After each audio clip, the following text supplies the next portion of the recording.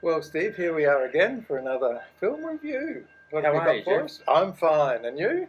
I'm excellent, thank you. And of course, Good we morning. have got something for them because we have both seen the movie Corpus Christi. We have indeed. Yeah, Polish film, and very, very powerful film in my view. Overall, Wally, did you think the same, or? I thought so. I thought, and also knowing a bit about the film before I went to see it, Yeah, also helped. And also having worked in a detention centre myself, yeah. I found it very fascinating. Well, we better just summarise it for people, I guess. Yes. So the movie is Corpus Christi, a Polish movie which is actually based loosely on an actual event that took place in Poland. The movie is about a young guy called Daniel who's in a detention centre, and he, I guess, has the opportunity to leave that detention centre. We won't go into too many details about the plot, but Yeah. he decides, as a young guy, he would have been in his 20s, I reckon, when he in the movie. Yeah, mid-20s. And he gets out of the detention centre, and he's got a criminal record and that sort of stuff, but he actually ends up in this little village where the priest of the village has to go away for some therapy, some rehabilitation therapy. And so Daniel begins to take on the role of a priest, which is a complete con. He's not a priest at all. No, but he has been an altar boy in the detention centre. Yeah. Where he supported the priest with the Yes. with the mass, Yeah. with the inmates. Yes. So he's he knows the book. And you also see him through the movie looking up on Google Yes. to learn as he goes how to do certain I'm rituals sure, and so on. that some clergy do that. Probably anyway. do that anyway, I guess. Yeah. But he's always had this sort of dream to be a parish minister. Yes. But he takes this opportunity to take on this role, and the priest of the village agrees that he's going to allow him to take it on. The priest doesn't know that he's making out Daniel's Yes. making out he's a priest. Yes. Kiedy Bóg do nas mówi, czasami zdarza mi się popełnić jakiś grzech, jakieś zło. Czasami myślimy, że niemożliwe, żeby Bóg tak chciał. W imię Ojca i Syna i Ducha Świętego. Amen. O której masz się stawić w stolarni? O 16. Dasz radę. A co, nie macie gdzie spać w tej stolarni? W jakiej stolarni? A skąd jesteś? Księdzem jestem. To ja przedstawię. Zaprowadzę do proboszcza, ucieszysz się. Gołąb Wojciech. Ksiądz Tomasz. Myślę, kto mógłby mnie zastąpić. No ale co, mszę i wszystko? I nie tylko. Widziałem tablicę ze zdjęciami. Bóg tak chciał. Bóg chciał zabić 7 osób? Słyszałem, że ksiądz wypytuje o tego kierowcę. Ja nawet rozumiem ciekawość, tylko śledztwo jest już zamknięte. Mam prawo rozmawiać z wiernymi o czym tylko chcę.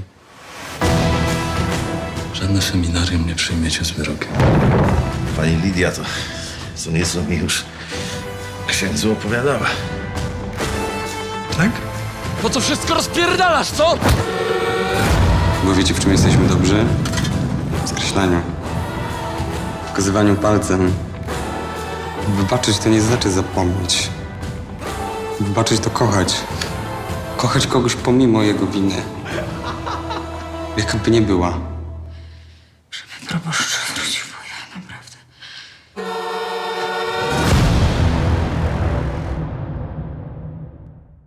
And in the true story, there was actually a young guy who went into a village and made out he was a priest. Yes. So it's loosely based, the movie is loosely based on that. That's right. There's been obviously quite a bit of poetic license, that sort of thing, to make it more dramatic. But the interesting thing for me about this is that he goes into this village. He is not a legitimate priest in the formal sense. However, we've got an imposter who's coming in, making out he's a priest, having a more dramatic spiritual impact on the village. Yes. The villagers can also be seen as the body of Christ in terms of their... but an imposter comes along and has a greater impact on the spiritual transformation of the people there, and a guidance through some very traumatic events that have happened in the past and so on, than the formal priest did, or the formal religion that they've had before. Because this Daniel has a very, what would you say, very flamboyant, provocative approach. So that's what is really interesting to me, is a critique of formal religion, and often it's emptiness, I suppose. Yes.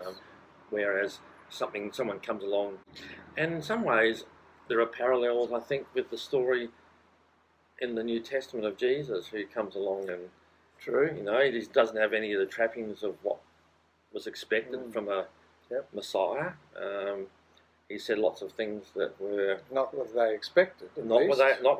That's what I mean. Yeah, they weren't expecting. And they weren't expecting this guy either, No, were they? no, that's right. There were a few raised eyebrows at the Exactly. beginning. That's right. Yeah, and I actually think that when you look at history, the history of any person who has come into a society as a prophetic voice, you might say, like you know, people like Confucius, or what are some other, but often the wisdom and the power comes from people who are initially thought of as imposters, or people who are not suited for the purpose, Yes. And so to me, that's a very powerful message of the film, that transformation doesn't often come through formal channels or established religion or whatever.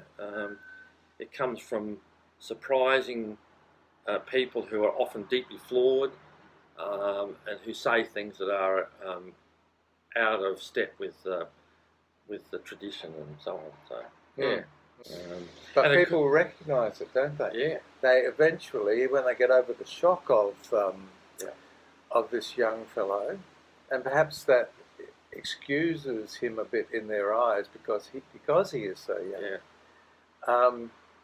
And they have no option because the priest has gone away. But they actually, starting with the younger ones, actually get hold of his spirituality, and they start appreciating him for who he is. Yeah. And I think over the course of the movie, Daniel himself is transformed. Yes. In a profound way. And of course, what makes the movie even more interesting is that, like all good stories, there's a tension that arises later in the movie, which we won't give away. But all does not go quite well, and things start happening that raises the tension and the investment, the questioning of, what's going to happen to Daniel in the long term. So I'm going to rate this one 4.5 out of 5. Yes, well, if I were reviewing, I'd give it a high rating too. But that's not my job. Corpus Christi is currently in limited release in cinemas, so you'll just need to check your cinema times locally to see if it's on, and I'm sure it will come to streaming services sometime in the future if you miss it at the cinema. It'll have to, because if they want a US audience, it's going to have to be streamed. Yeah, that's right. Yeah, some people, of course, you may not be able to make it to the cinema if your cinemas are not open at the moment. But for some people, that is a possibility. So definitely worth seeing, and a deeply provocative and powerful movie, I think. Thanks a lot, Steve. Thank you, Jeff. See you next time. See you next time.